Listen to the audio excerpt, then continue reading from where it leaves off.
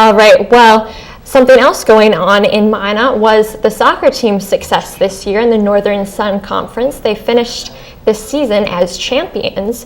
And what can we expect from them at Nationals, Shayne? I don't know. It's a good question. They're a very good team. Beat the number 1 team in the nation, then beat the number 2. I shouldn't say in the nation. Actually, yeah, in the nation. Then beat number 2 in the Central Region, Winona State. And Zoe Fisher had a really big tournament, which I'll get into.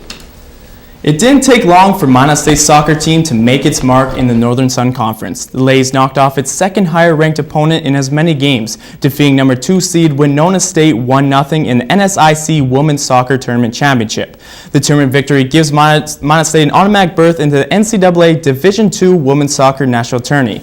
It was a tough road for the ladies as they beat U of Mary 2-1 on Wednesday, then took on the number 1 seed Minnesota State Mankato.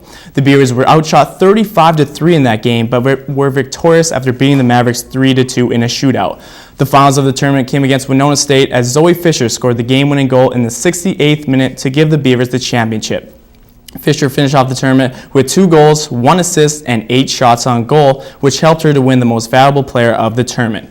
The ladies' first opponent in the national tourney is not an easy one, as they will face the 19-0 Southwest Oklahoma State. The game will take place at Central Missouri in Warrensburg, Missouri. Game time for that is 1 o'clock. It was a night to forget for the Minot State football team as they lost 57-10 against St. Cloud State in their last home game of the season. The Beavers gave up a total of 638 yards on the day, with St. Cloud's quarterback Philip Klafke accounting for 299 of those yards. The Beavers' lone touchdown came when Zach Kuna hooked up with junior wide receiver Wayne Peters for a 10-yard TD pass midway through the fourth quarter. Kuna ended the day passing for 186 yards on 22 completions, throwing 1 TD and 3 interceptions. The Beavers end their season on Saturday when they head to Bemidji, Minnesota to take on the 6-4 Bemidji State University. Game time for the season finale is 1 p.m. The UFC returns this Saturday with another event after a 4-week absence. You can check out UFC on Fuel TV live as Kung Lee faces off against Rich the Ace Franklin. Here's a look at Saturday's event in this week's UFC preview show.